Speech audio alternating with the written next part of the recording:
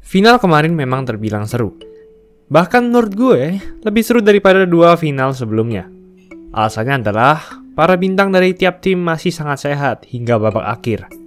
Chris Paul, Devin Booker, Giannis, Chris Middleton, tidak seperti dua final sebelumnya, seperti Heat dan Lakers di mana Heat tinggal Bam Adebayo dan Goran Dragic beberapa pertandingan, dan pada 2019 tentu Warriors tinggal KD. Bucks pun keluar sebagai juara setelah tertinggal 2-0 di game awal. Namun ada satu hal yang tetap tidak berubah dalam diri Giannis, yaitu ia tetap dibenci oleh pemain-pemain bintang lain. Apa alasannya?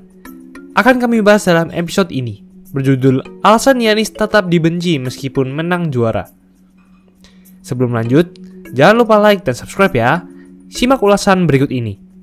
Langsung gue jawab, tentu alasan pertama adalah karena mereka cemburu atau jealous dengan Giannis. Disclaimer dulu, gue bukan haters Giannis dan Bucks. Gue sangat kagum dengan perjuangan Giannis dari awalnya yang berasal dari keluarga imigran yang hidupnya susah di Yunani, tidur di lapangan hanya untuk berlatih. Gue sangat kagum. Namun kenyataannya adalah banyak pemain yang meremehkan Giannis. Contohnya pada saat final kemarin, tepat sebelum game terakhir di mana Giannis mencetak 50 poin, banyak orang yang lebih memilih Chris Middleton untuk menjadi MVP ketimbang Giannis. Contohnya postingan CJ McCollum ini. Lalu ada juga postingan akun Rashad Phillips tentang ini. Ini adalah beberapa pemain yang dianggap banyak punya prestasi, namun tidak diapresiasi. Padahal pada saat game 4, Giannis melakukan blok krusial yang membuat Bucks menjadi menang. Lalu di game 5, Giannis melakukan alley-oop and one yang membuat Bucks menang. Namun tetap saja beberapa orang masih memilih Middleton ketimbang Giannis menjadi Finals MVP. Bukti kedua mungkin lebih mengejutkan lagi. Dari video yang gue tonton dari akun YouTube bernama MJ2K All Day, beliau membuat sebuah postingan di Twitter yang meminta tolong kepada followernya untuk meretweet postingan dari pemain NBA siapapun itu yang memuji Giannis saat di playoff 2021 ini. Dan mereka hanya menemukan 5 postingan. Dan semua 5 postingan itu hanyalah untuk memuji blok Giannis kepada Ayton dan beberapa pemain yang senang saat Giannis masuk final. Hanya itu saja. Seketika, mereka semua lupa performa Giannis saat di seri-seri sebelumnya. Seketika mereka lupa bahwa saat di final, Giannis mencetak 40 lebih poin game dan 10 lebih rebound dalam 2 game berturut-turut. Ini adalah angka bersejarah, di mana hanya ada 2 pemain saja dalam sejarah yang bisa melakukan ini, yaitu Giannis dan Shaq. Bahkan KD yang hanya sampai di ronde kedua, dan Luka Doncic yang hanya di ronde pertama, lebih banyak mendapatkan pujian di Twitter daripada Giannis. Giannis pun pasti makin dibenci setelah statementnya yang ini. I could go, I don't put anybody in the spot, but I could go to a super team and, just do my part and win a championship, still one. But this is the hard way to do it, and this is the way I chose to do it. And we did it. Did it.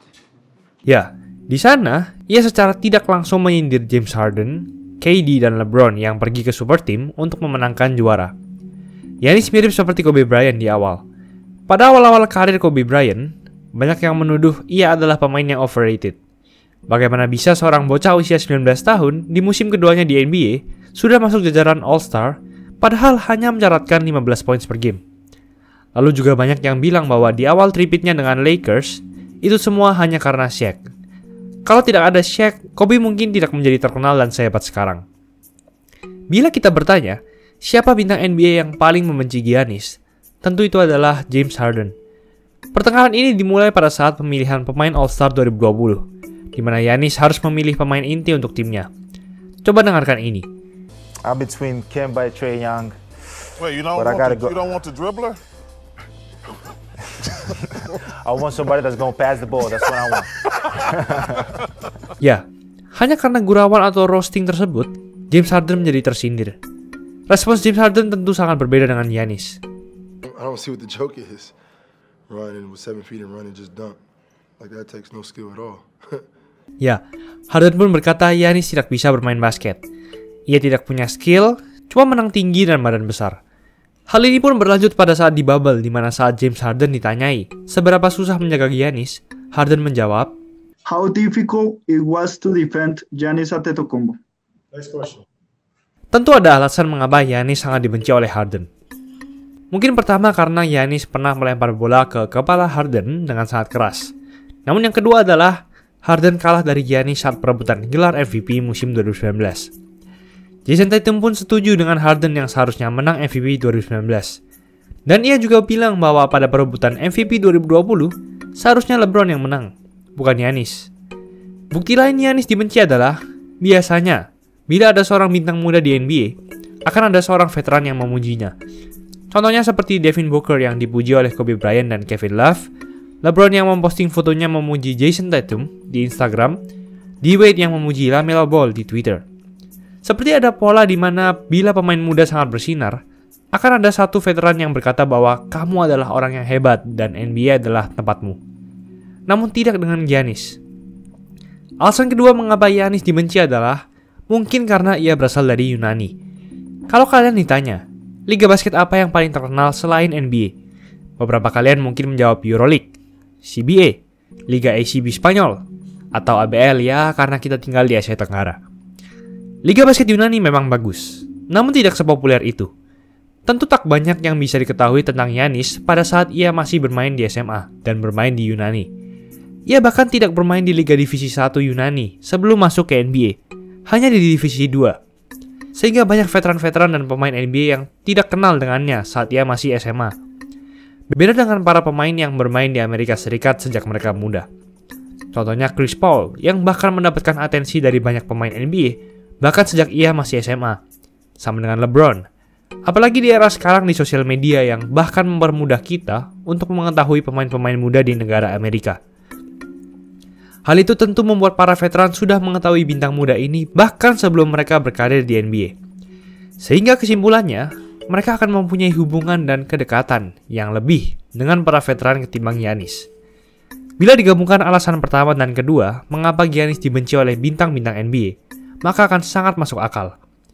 Bila ada seorang yang tidak kamu kenal, berasal dari negara dan latar belakang yang tidak kamu tahu, tiba-tiba memenangkan juara dan menyabet semua gelar MVP dan Defensive Player of the Year, mengalahkan pemain-pemain yang berasal dari Amerika, dan menjadi juara, tentu akan sangat masuk akal Giannis mudah dibenci oleh para bintang. Alasan ketiga adalah Giannis memang tidak suka punya hubungan dekat dengan bintang-bintang NBA lain. Dia pernah mengatakannya di salah satu interview. Alasannya adalah seperti ini. Bayangkan saja, bila kamu sangat dekat dengan pemain basket yang lain, namun dia bermain untuk tim lawan. Pada saat kamu bermain melawannya, pasti jauh di lubuk hatimu, kamu tidak akan bermain 100%. Mungkin saat menjaganya, kamu akan sungkan. Kamu akan menghindari trash talk dengannya, tidak mau bermain agresif, agar hal tersebut tidak mengganggu persahabatanmu nantinya. Itulah yang dilakukan Giannis. Kita tidak pernah melihat Giannis pada saat off-season musim panas, bermain dengan pemain NBA lain, atau latihan dan workout dengan pemain lain. LeBron dan Carmelo pun pernah mengajaknya latihan bersama saat off-season, namun Giannis menolak. Mungkin kamu ingat pada off-season 2020 kemarin, sempat ada rumor Giannis ingin keluar dari Bucks. Namun ia tetap tinggal di Bucks dan memperpanjang kontraknya. Hal itu tentu karena ia tidak punya relasi yang baik dengan pemain-pemain bintang dari tim-tim lain. Sehingga masuk akal ia stay di Bucks. Beda dengan Kyrie Irving yang mengajak Durant pergi ke Nets meninggalkan Warriors, LeBron yang mengajak AD pindah ke Lakers meninggalkan Pelicans. Ya, namun tentu bila dilihat, alasan yang paling kuat tentu adalah cemburu. Giannis dan Chris Middleton. Dua-duanya datang dari latar belakang yang sangat berbeda dari pemain bintang NBA lainnya. Giannis masuk di ronde pertama urutan ke-15, dan tidak ada orang yang menghiraukannya. Lebih parah lagi adalah Chris Middleton yang masuk di ronde kedua urutan ke-39. Bahkan karena performanya yang jelek di musim pertama, ia dikirim ke tim G League. Mereka berdua berada di tim peringkat paling buncit di awal karirnya. Pasti betapa malunya menjadi mereka berdua. Namun karena keduanya memiliki loyalitas yang tinggi dan percaya pada proses, memang inilah yang pantas mereka dapatkan. Itulah ulasan mengenai episode kali ini. Jangan lupa like, comment, dan subscribe agar channel ini bisa berkembang dan menghasilkan video menarik lainnya. Thanks for watching. I'll see you in the next video.